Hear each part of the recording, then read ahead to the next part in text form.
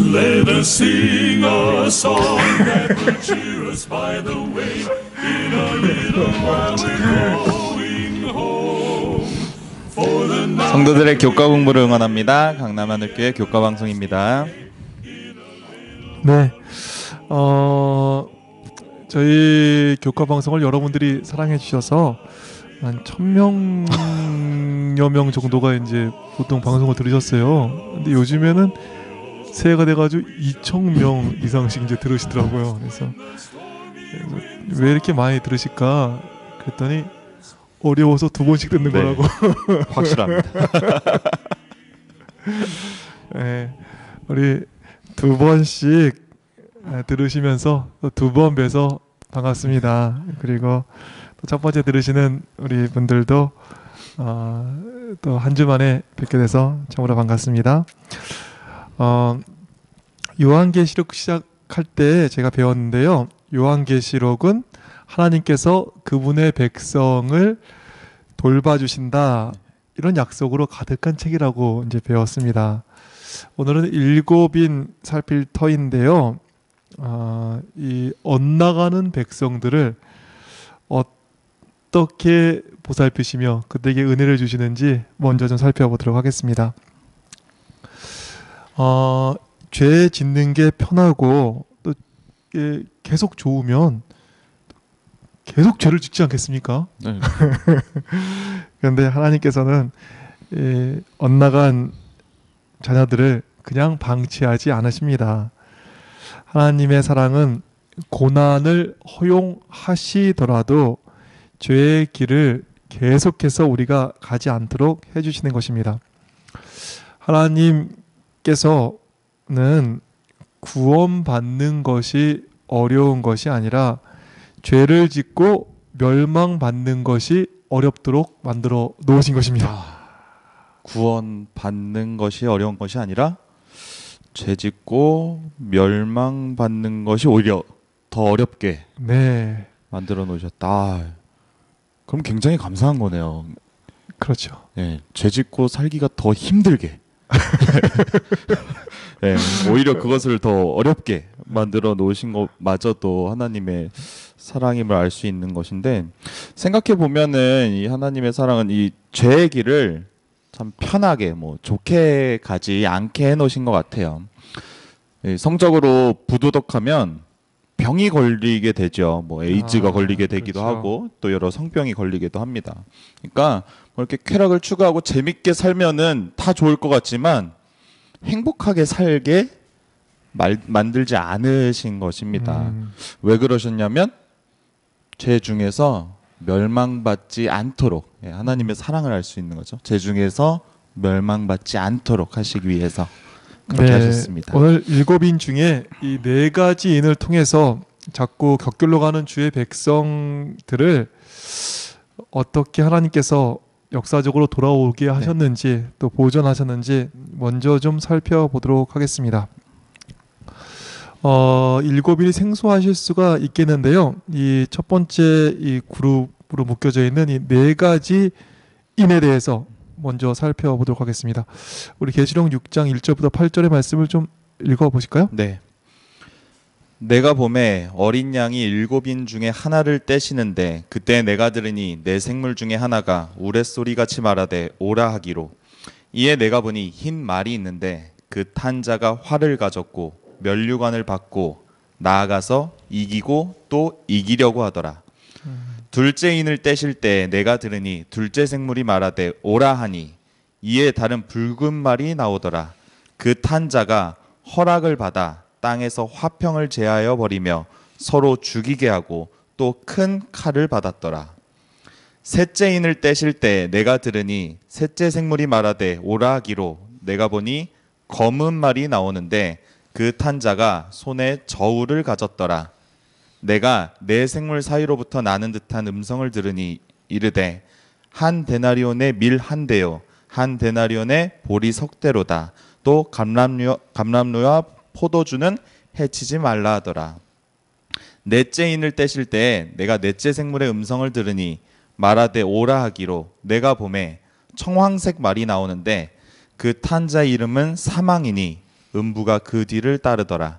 그들이 땅 4분의 1의 권세를 얻어 검과 흉년과 사망과 땅의 짐승들로서 죽이더라.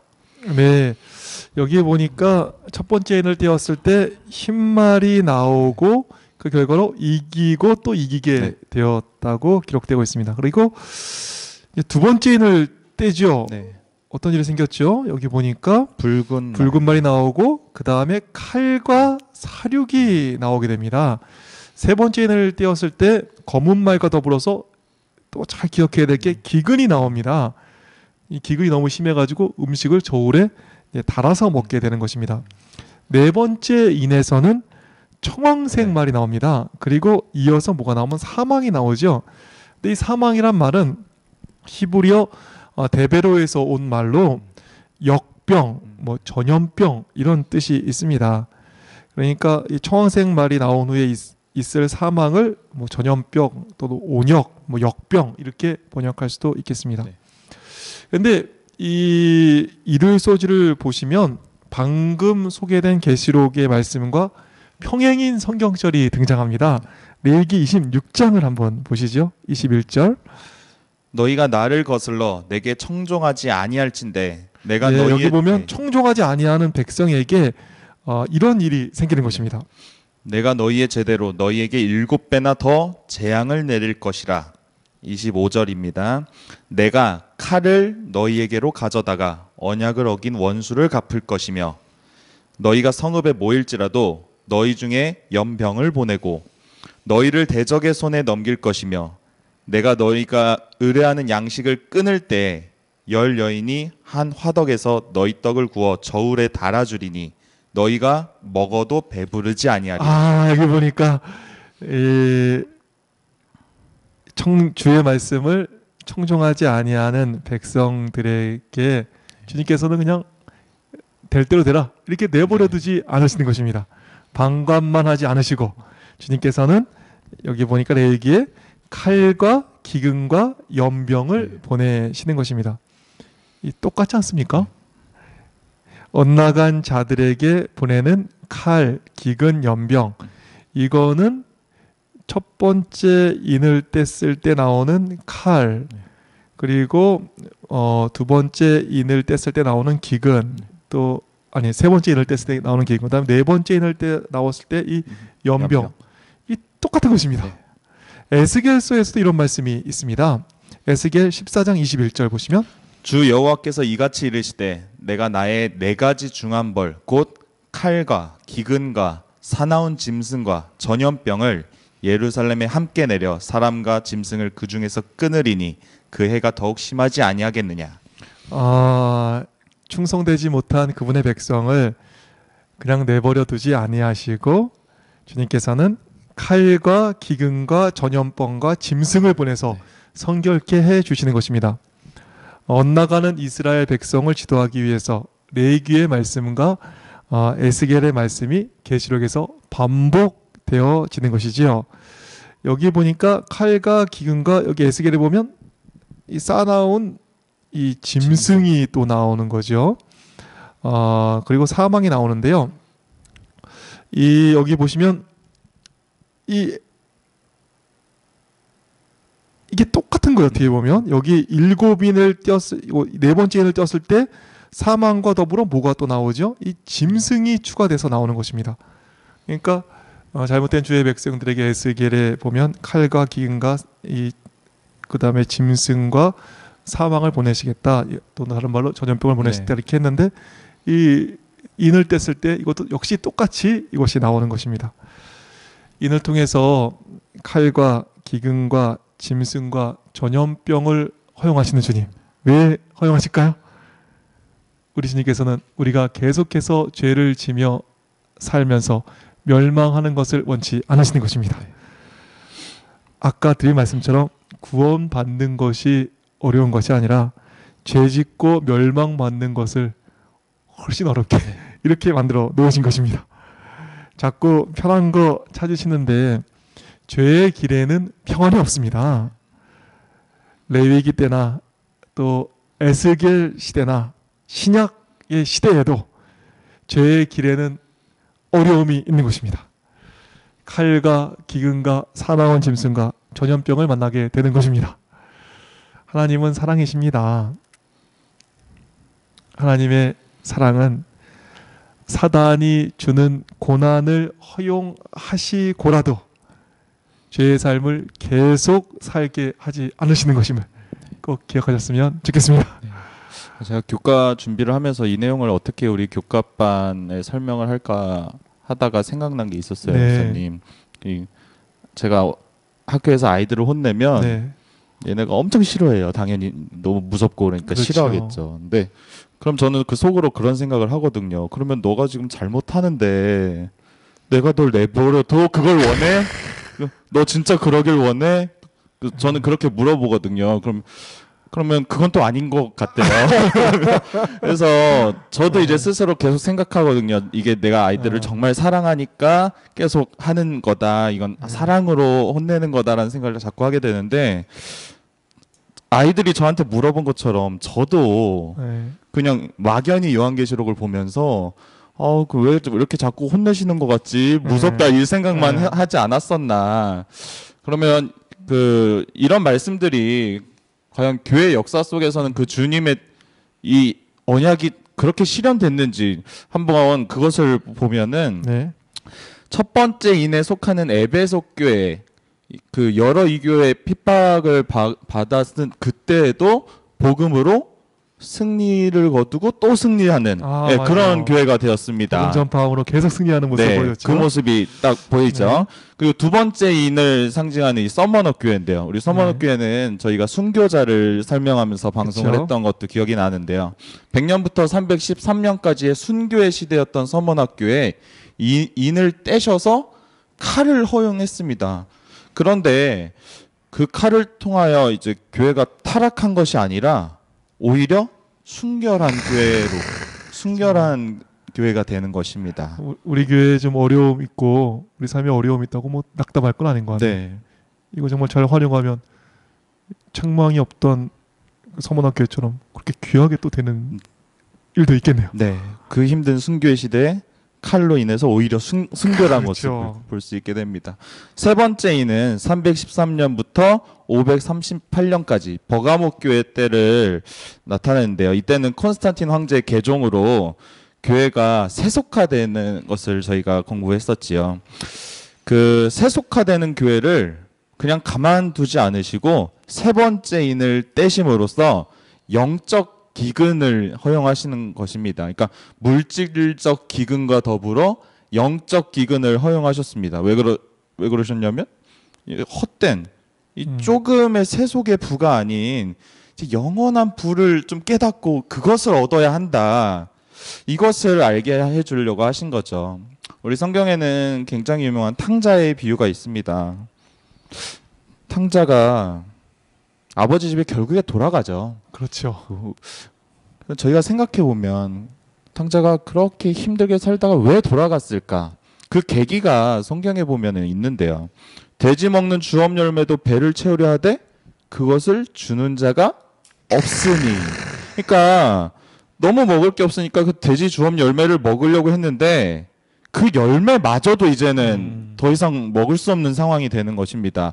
아마 이 탕자의 그 알량한 그 자존심 때문에 돼지 주업 열매라도 계속 먹었으면 돌아가지 않았을 수도 있을 것 같아요. 그렇죠. 예, 그 큰 소리 치고 나왔는데 못 돌아갔을 것 같은데 그게 끊어지니까 방법이 없는 것입니다. 그냥 이제는 돌아가야 돼 해서 아버지께 돌아가게 되는 것이죠. 그렇게 생각해 보면 과연 가장 큰 저주는 무엇일까? 돼지 먹는 주업 열매를 못 먹게 끊어진 것이 아니라 돼지 먹는 주업 열매를 계속 먹어서 돼지처럼 그렇게 살고 있는 거. 아버지께 가지도 못하는데 인간처럼 살지도 못하면서 열매는 계속 먹고 있는 그 상태가 오히려 큰 저주지 않을까. 그렇게 생각한다면 이 돼지 먹는 주업 열매 이거 못 먹게 돼서 그 끊어진 게 아버지를 찾게 되는 축복인 것을 저희가 알 수 있게 됩니다. 곁길로 가는 우리 하나님께서 내버려 두지 않으십니다. 이 아멘. 기근 가운데서 탕자를 살리셨듯이 이 배고픔을 통하여 세속화되어가는 이 버가모 교회를 살리시는 것입니다. 네, 이 엇나가는 사람들을 향한 하나님의 은혜가 참 감사한데요. 네 번째 이는 법왕권 시대를 상징하는 것이죠. 시대로는 538년부터 1517년까지의 교회를 이야기합니다. 넷째 인을 뗐을 때 보면 이 사망이 이제 나오게 되죠. 네. 사망은 아까 살핀 대로 히브리어로 이 테베르가 번역된 말이라고 했죠. 그래서 이것을 역병, 온역으로 번역할 수 있습니다. 중세 교황권 시대, 그 정말 인간적인 전통과 교회의 전통을 따랐던 그 시대, 하나님의 말씀이 등한이 된 그 시대, 주님께서는 가만 내버려 두지 아니하시고 역병을 보내셨습니다. 여러분 아시는 대로 중세 교황권 시대 유럽 인구의 3분의 1 정도가 됐다 그래요. 3천만 명, 어떤 연구에는 4천만 명이라고 하는데 그 많은 사람들이 창궐하는 흑사병으로 죽어간 것을 알고 계십니다. 하나님께서는 이 온역을 하나님께서 직접 내리시지는 않으셨겠지만 이 법왕권 시대에 길을 잃은 백성들을 돌이키기 위해서 인간을 괴롭게 하는 사단의 계획을 허용하시는 것입니다. 우리가 죄를 지고 정말 죄의 길에 있을 때 이런 여러 가지 정말 어떻게 보면 이 돌이키게 하는 여러 수단 때문에 우리도 아프고 하나님도 또 얼마나 아프시겠습니까? 우리가 죄를 떠나서 좀 하나님 뜻대로 순종하는, 그리고 정말 이 세상에 속된 것이 아니라 잠깐의 쾌락이 아니라 영원한 은혜와 축복을 누리는 그러한 복된 삶이 되었으면 좋겠다, 이런 생각을 하게 됩니다. 네. 우리 죄의 길을 떠나서 정말 주님께서 원하시는 정말 참으로 복된 길에 서게 되는 우리 모두가 되었으면 좋겠습니다. 네. 두 번째로 살필 주제는 심판은 있다라는 주제인데요.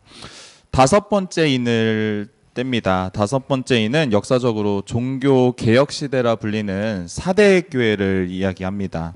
이 종교 개혁 당시에는 언약을 충실히 지켰던 백성이 억울하게 굉장히 많이 죽어갔습니다. 이 종교 개혁 당시를 이야기하는 다섯 번째 인을 떼실 때 그 요한계시록 성경에 보면은 이 거룩하고 참되신 대주제께 우리 피를 갚아주지 않냐고 그 울부짖는 장면이 나옵니다. 언제까지 이렇게 기다리게 하실 거냐 이런 말이 나오거든요.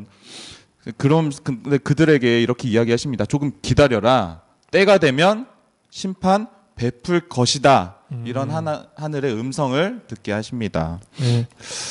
때가 되면 반드시 심판을 베풀어 준다, 이런 하늘의 음성을 듣게 되는데요. 요즘에 보면 하나님께서 이 심판하시는 문제로 좀 교회가 좀 시끄러운 거 볼 수 있습니다. 우리 하나님은 사랑이십니다.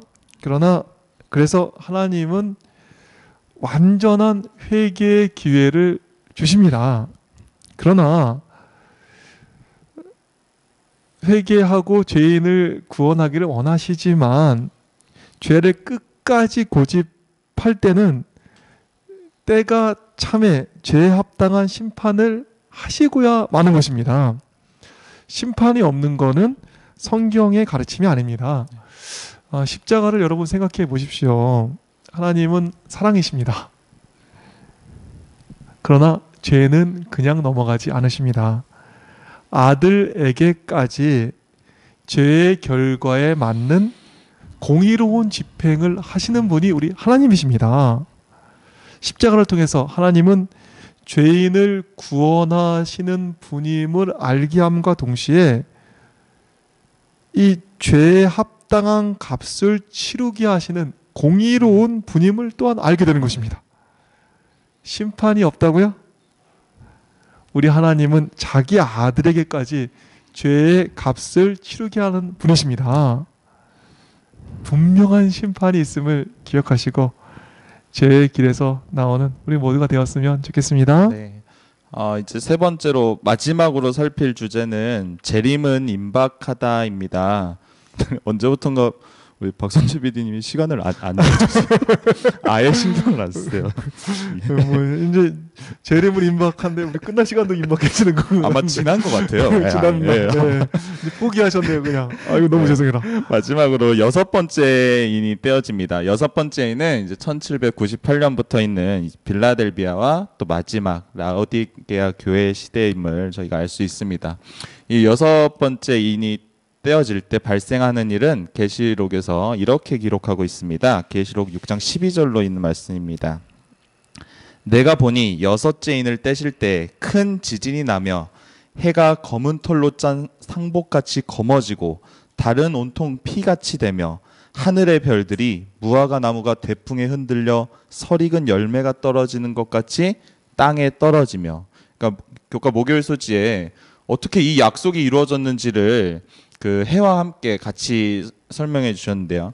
1755년 리스본의 대지진, 그리고 1780년 5월 19일에 해가 빛을 잃은 암흑일이 역사적으로 존재했었고요. 또 1833년 11월 13일 이 대서양에 이 대규모의 유성우가 별이 떨어지는 일이 실제로 일어난 것입니다. 또한 이러한 예언의 성취는 여러 지역의 신앙 부흥으로 또 이제 재림이 임박했다는 광범위한 인식으로 이어졌습니다.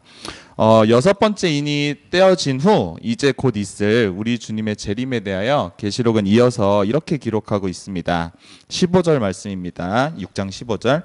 땅의 임금들과 왕족들과 장군들과 부자들과 강한 자들과 모든 종과 자유인이 굴과 산들의 바위 틈에 숨어 산들과 바위에게 말하되 우리 위에 떨어져 보좌에 앉으신 이의 얼굴에서와 그 어린 양의 진노에서 우리를 가리라.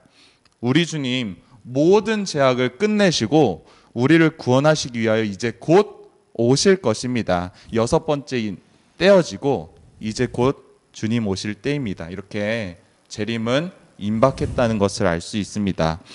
교과 내용은 여기까지인데 우리 5가 제목이 7인인데 여섯 번째 인을 떼고 끝나면 혹시나 그렇죠. 예, 저기 초심이 좀 흔들렸나 네. 하다 말지 시간 없다고 이러긴가. 네.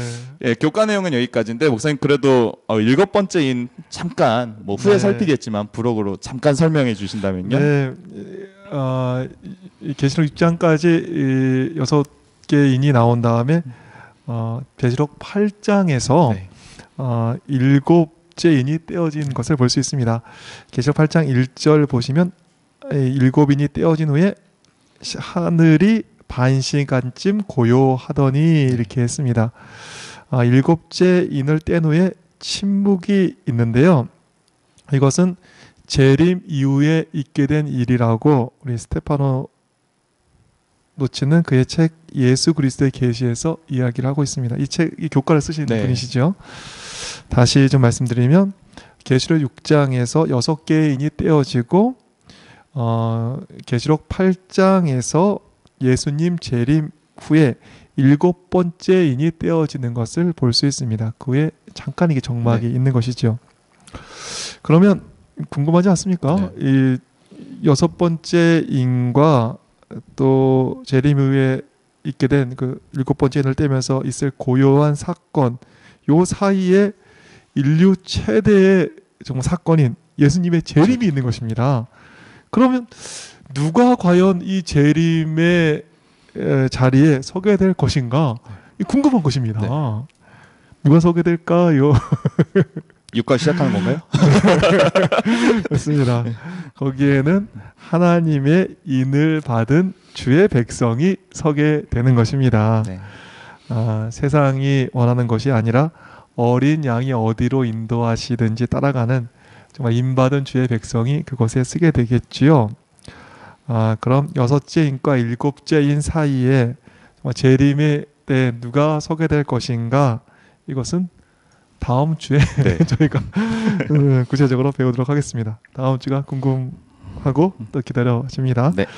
그럼 오늘 7인 좀 정리해 주실까요? 네, 처음 4개인은 하나님의 백성을 영적인 혼수 상태에서 깨우시고 승리에 이르게 하시기 위하여 하나님께서 사용하시는 이 징계의 도구들을 묘사합니다. 칼, 기근 또 사망으로 번역된 온역을 뜻합니다. 이 구원받는 것이 어려운 것이 아니라 죄를 짓고 멸망받는 것을 어렵게 만들어 놓으신 것입니다. 죄지며 산다고 좋기만 한 것도 뭐 평탄하기만 한 것도 아닐 것입니다. 죄의 길에서 떠나는 우리 모두가 되었으면 좋겠습니다. 아멘. 다섯 번째 인에서 심판이 지체되는 것 같지만 심판은 반드시 있음을 배웠습니다. 십자가를 보시면 아시겠죠. 하나님은 사랑이시지만 죄는 그냥 넘어가지는 않으십니다. 우리 하나님 자기의 아들에게까지 죄의 값을 분명히 치르게 하시는 분이십니다. 분명한 심판이 있음을 기억하시고 죄의 길에서 나오시면 좋겠습니다.